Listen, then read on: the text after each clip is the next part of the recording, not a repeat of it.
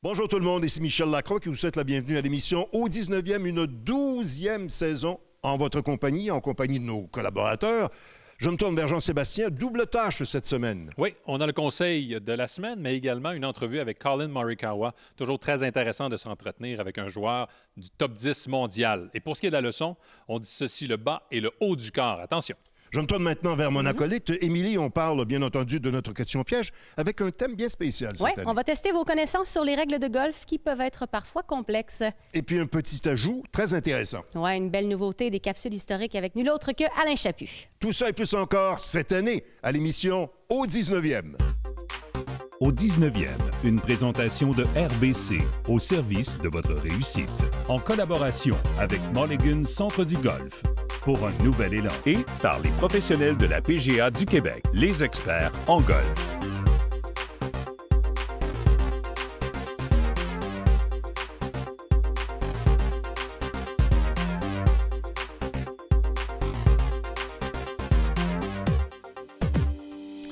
Salut tout le monde, c'est le retour des chroniques équipements à l'émission Au 19e. J'ai à mes côtés Sébastien Serrois, qui est maître ajusteur chez Mulligan Centre du Golf, mais également directeur de la boutique à Belleuil. Ça va bien, Sébastien? Ça va très bien, merci. Cette semaine, on s'attaque à TaylorMade et Titleist et la formule va être la même. On va comparer les modèles, à qui ça s'adresse, mais aussi on va aller voir les ingénieurs et les gens du marketing, des fabricants, pour nous expliquer un peu en profondeur les différentes technologies. Nous, on commence avec TaylorMade. Oui, TaylorMade, cette année, ils reviennent avec le Stealth 2, un modèle au niveau du cosmétique qui ressemble beaucoup à celui de l'année dernière. Ouais. Vous allez avoir nécessairement un aspect comme le modèle HD et le modèle standard qui vont avoir un contour rouge afin de vraiment aller chercher un aspect plus brillant, plus voyant. Et nécessairement, le modèle Plus, ça va vous permettre d'aller chercher un modèle un peu plus traditionnel, classique au driver. Recherché par les joueurs d'élite, ceux qui produisent un peu plus de vitesse d'élan. Ce qui est intéressant, c'est qu'au fil des ans, les ingénieurs vont profiter, vont prendre les derniers modèles, les combiner ces technologies pour produire les nouvelles versions. Et c'est un peu ce qui s'est passé avec Stealth 2. Et pour nous en parler, on écoute le vice-président chez TaylorMade, Brian Basil. If you think back to Sim 2, it had really unique construction, and then Stealth 1 was that introduction of the carbon face, 60-layer carbon face. So now it's the combination of those two coming together and pushing it even further. And so let's just start with the body. This is the body right here. This is less than a quarter of the weight of the club. You have a 6-layer carbon crown, you've got a 9-layer carbon sole, and you have this carbon composite ring in the back. That's almost half the density of the aluminum we used in Sim 2. And so we shaved a few more grams of weight off of that. Now, what do you do with it? You redistribute that weight. So the collar that holds the face and the heavy weight in the back, and we change that weight by model, but that provides this incredible stability to each of these heads in Stealth 2. So the 60 layers is not the same 60 layers that we put in Stealth 1. It's actually changed in Stealth 2. It's been designed to be a little bit lighter, so it's 2 grams lighter than the original Stealth. It's actually 24 grams, which is incredible. It's almost half the weight of a titanium face. And that provides a better energy transfer to the ball. So you swing the same, and then you get more out of it. But what is also unique about Stealth 2 face is the topography, the shape of the face. Ce qui est intéressant, Sébastien, c'est que la variation de l'épaisseur de la face n'est pas visible à l'œil nu lorsque le produit est fini, mais c'est sur cette partie, spécifiquement au niveau de la technologie, que les ingénieurs passent leur temps parce qu'on veut agrandir le point de percussion idéal, le fameux sweet spot, finalement. Absolument. Mais dans cette histoire-là, il ne faut pas oublier que le principal, c'est de la frapper dans le milieu de la face de votre bâton. C'est à ce moment-là que vous allez pouvoir vraiment maximiser votre distance et d'aller chercher les petites verges justement manquantes à votre jeu. C'est un peu comme une trampoline, finalement. Absolument. Si vous sautez sur une trampoline, dans le centre de la trampoline, vous allez chercher plus d'impulsion. Si vous sautez sur le rebord de la trampoline, vous allez chercher beaucoup moins d'hauteur. C'est une belle analogie, une belle explication. On a présenté les 3 modèles, Sébastien, de TaylorMade. Dans le monde professionnel, bien souvent, on va être attiré vers un modèle plus précisément. Mais dans le cas de TaylorMade, ils ont tous leur utilité au niveau professionnel. Et Brian Basil nous raconte pourquoi. I think one of the most successful ones to think about is Collin Morikawa, who is very particular, very particular. He hits a fade, everything needs to go left to right for him. And he's dialed in on the Stealth 2 Plus. But that same head has been working for Tommy Fleetwood. He's a right to left player. and he draws it. He has a tight little flight, and again, dial it in right away with that Stealth 2 Plus. Now, on the core model, we've had Brooke Henderson get into that, among other players, like the added stability of the head, and so they're happy. We even had an HD model go and play with Nelly Korda.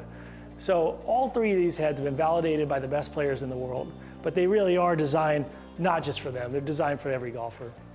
C'est une mention qu'on entend souvent, Sébastien. Si c'est bon pour les meilleurs au monde, c'est bon pour tout le monde. Absolument. Dans le fond, nécessairement, c'est de les essayer, de les comparer, afin de trouver le meilleur modèle pour votre élan. Ça fait le tour des nouveautés du côté de TaylorMade. On va s'arrêter quelques instants. On revient plus tard au cours de l'émission pour parler des nouveautés chez Titleist. C'est le temps de passer à notre question quiz, la première de la saison. On a un thème cette année bien spécial, règles et étiquettes. On va faire référence un peu à certaines situations que vous allez rencontrer lorsque vous vous retrouvez sur le parcours, mais bien évidemment avec le sourire. Bien sûr, les règles de golf qui sont toujours un peu complexes, Michel, alors on s'est dit pourquoi pas les simplifier à l'aide d'un quiz. Une formule qui est accessible pour les débutants comme moi, mais qui va aussi servir de rappel pour les experts comme toi. Et dans l'environnement dans lequel on se trouve, pourquoi pas commencer avec une première question sur l'équipement de golf. Selon les règles, combien de bâtons êtes-vous en droit d'avoir dans votre sac de golf lors d'une partie? Est-ce A, 10, B, 14 ou C, aucune limite? La réponse, après la pause. Avant la pause, on vous a demandé, selon les règles, combien de bâtons êtes-vous en droit d'avoir dans votre sac de golf lors d'une partie? Eh bien, la réponse est B. 14 bâtons, et ça, c'est depuis 1938. Mais ce qui est intéressant, c'est que l'origine du chiffre n'a jamais vraiment été confirmée par les historiens. En fait, c'est qu'il n'y avait pas de limite auparavant. Dans les années 30, par exemple, il y a des golfeurs qui exigeaient de leurs cadets qu'ils transportent autant des ensembles gauchers que des ensembles droitiers. Alors, tu peux t'imaginer ce que ça pouvait représenter, trimballer une trentaine de bâtons, mais dites-vous que c'est pas nécessairement le nombre d'outils que l'on a à sa disposition qui va dicter vos performances, puisque Francis Ouimet, qui a remporté l'Omnium des États-Unis, avait pour lui 7 bâtons à sa disposition. On est au lancement à Adidas en compagnie de Colin Morikawa, joueur étoile sur le circuit PGA Tour. Colin, thanks for taking the time. On a scale from 1 to 10, how interested are you about new fabrics and materials for apparel? I actually love it, and I'm not lying. I mean, you can actually ask any of the Adidas guys out here. For some reason, it's what we do, it's what we wear 24/7 when we're out there performing on the golf course. So it's really important to me to just understand what I'm putting on my body and understanding the stretches and the way it's working for our golf swing. 4th full season on tour. A lot of close call early on in 2022. How would you assess the last year? In 2022, there's a couple close calls. There's some bad moments out there. It was a weird year. It was a tough year. I was searching for my golf game, and that's never fun when you're playing golf. But in 2023, we've started off really well. We've had a couple good starts early on in the season, and it's exciting. I think I've really made turns. I've made strides from where I was in 22, and really just kind of taking that momentum, hopefully forward, and hopefully we get back there on the winner's circle. What are the small goals, the micro steps that you need to take day in, day out to regain or retake your position you had? It's that work behind the scenes, right? It's that work, just kind of putting it in for your body, making sure you're maintaining it properly, making sure your body's where it needs to be to perform at its best. But really just going through the steps of enjoying it. I think that's the biggest thing is, when you turn pro, obviously your goal is to make it on the PGA Tour, but you're just really having fun. Everything's so new, everything's so fresh in your eyes that you just want to enjoy it and love every second. And I think, not that I have stopped loving it, but you get so focused in on trying to win that sometimes you forget to enjoy the moment. So that's been really big in 23 this year, is just to kind of go out there and have some fun. That was my next question. Just having fun for 2023? Yeah, I mean, that's a really big goal, is just to really enjoy it. Obviously, at the end of the day, you still want to perform and you still want to play really well. But part of that is also having fun and enjoying the moment, staying in the present. I assume Ryder Cup year helps to boost your energy? Yeah, there's a lot of, there's a lot of motivation, let's say, to make that team, especially, how we performed a couple years ago and now this year being in Rome, being on, their soil, that's kind of it's a big one for us. So hopefully we can make that team and really put our feet in the ground there. Professional golf is changing. Media have their opinions, players have their opinions, and fans have their opinions. Is there a trend? It was a hot topic last year. Is it moving forward this year? And guys on inside the rope are less talking about it. Definitely, people aren't talking about it as much. I assume we all know what we're talking about here. So, at the end of the day, it's just you got to be happy about yourself and what you do and your decisions. And as long as you wake up every day and you step on that first tee and you're ready to go play golf, so be it. And I think that's what a lot of us have come to the realization. I wish there wasn't so much hatred and animosity within not just ourselves but the world itself. But it is what it is, and hopefully we just all move forward and really accept that you can't do anything else to control others. Really, you focus on what you want to do, and for me, it's winning more tournaments, it's winning more majors, and see how it goes. Last question. Outside of the golf world, personal goal for you for 2023? Not really sure yet. Last year was to make sure the marriage went all right and get through that. This year, nothing has really popped up yet. So, it's been to just, like I said earlier, really enjoy the moment and stay present and enjoy the time with everyone you're around. Thanks for your time, Colin, and all the best for 2023. Thanks so much.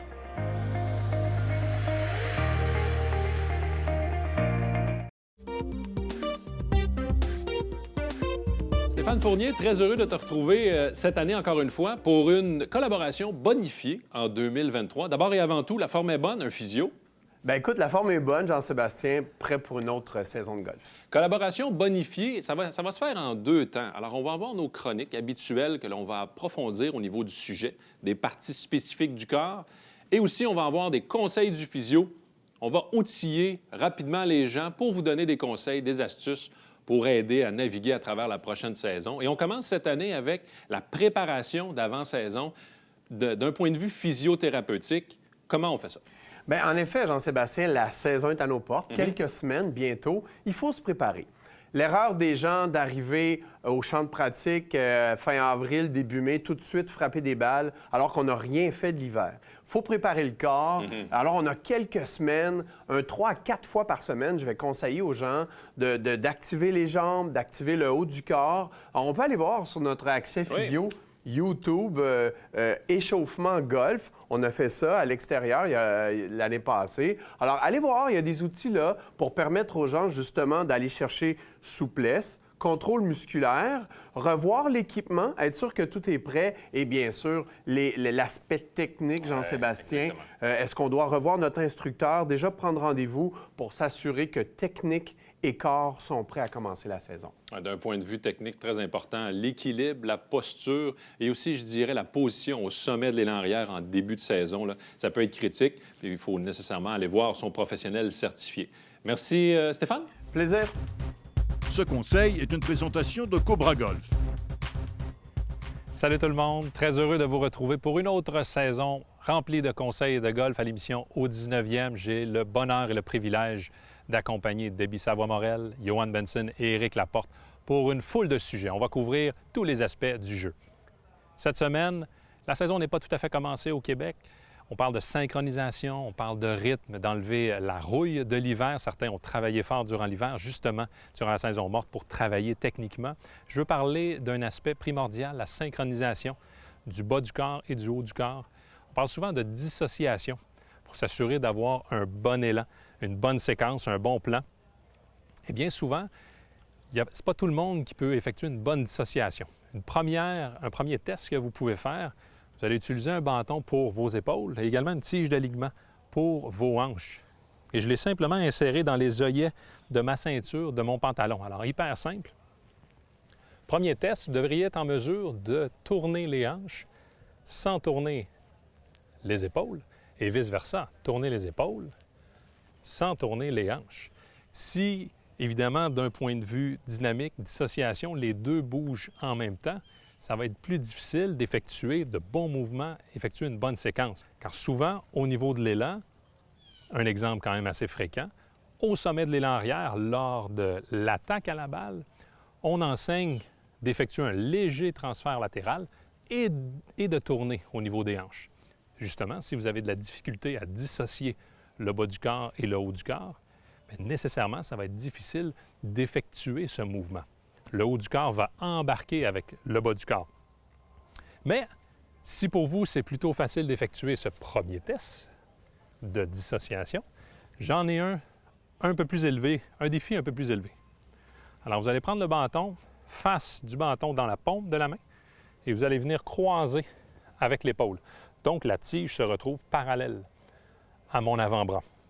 Et je vais recroiser avec mon autre bras.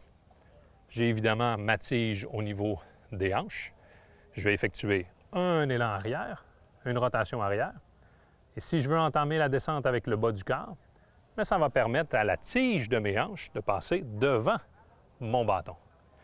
Nécessairement, si j'entame ma descente avec le haut du corps, mon bâton va passer devant. Alors, c'est un bon exercice pour ressentir l'ouverture des hanches avant celle des épaules. Encore une fois, c'est un exercice avec un niveau de difficulté un peu plus élevé.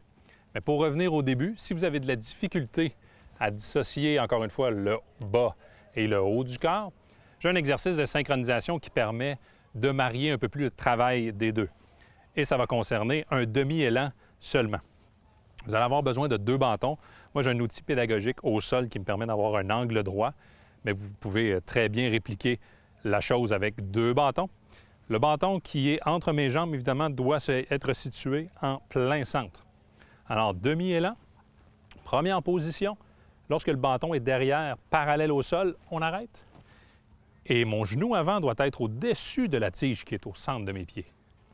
Au niveau de l'impact, au moment où je frappe la balle, je veux que ce soit mon genou arrière qui soit au-dessus de la baguette qui est au centre de mes pieds. De cette façon, ça permet une rotation des hanches qui va se marier avec celle des épaules. Encore une fois, c'est un exercice pour ceux et celles qui ont de la difficulté à dissocier le bas et le haut du corps.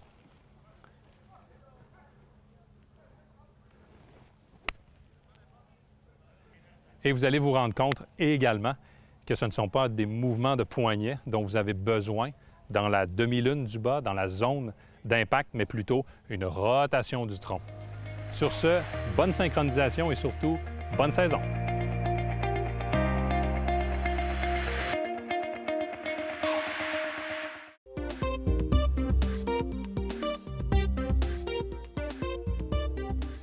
Deuxième segment sur les nouveautés, boîte de départ pour la première émission de la saison. On est du côté de Titleist, Sébastien. On est à une 3e mouture pour le projet Titleist Speed. Oui, on avait nécessairement le modèle TS, TSI et cette année, nous avons le TSR. Oui, avec 4 modèles. Avant d'expliquer les 4 modèles, à qui ils s'adressent, c'est quoi la différence, on écoute Luke Help, le directeur marketing chez Titleist, qui nous explique la philosophie derrière le projet Titleist Speed. The easiest way to position our TSR driver lineup is all about faster, longer, straighter. When we talk about faster, it's all about aerodynamics. So we spend a lot of time focused on how do we swing the club head faster through the air. So we hired an aerodynamicist 3 years ago, Steve Ogg, to really spend a lot of time on that. So you can see visually it's just very stunning and minimal, but it actually helps the golfer get more speed, right? If we can do that with swing speed, then it translates to more ball speed. So when we talk about longer, it's really about our unique face inserts that we're designing. So we have unique face inserts depending on the model. No other competitor really does that. So in our TSR 1, 2, and 4, we have our multi-plateau face, and that really benefits the player by maintaining ball speed across the face. It's our most forgiving option. And then in the TSR 3, we have speed ring. So we actually stiffen the perimeter of the face. That makes it faster on center. And then lastly, when we talk about straighter, it's all about playable speed, right? We want to give you speed to the golfer, but we want to make sure that that is in the fairway or someplace you can actually get a shot to the green and shoot lower scores. And straighter is all about our fitting options. So our Sure Fit hosel, we have 16 independent loft and lie options, and then we have our CG track weighting in our TSR3. So making sure we can dial in the player to maximize that performance. Plus vite, plus loin, plus droit. qui ne voudrait pas ça dans son bois de départ, dans son sac de golf, évidemment, Sébastien. Parle-nous des 4 modèles chez Titleist. On est dans le classique, là, comme d'habitude. On est dans le classique. La seule compagnie qui va avoir des têtes entièrement faites en titane. Vous allez avoir, dans le fond, le TSR 1, 2, 3 et 4.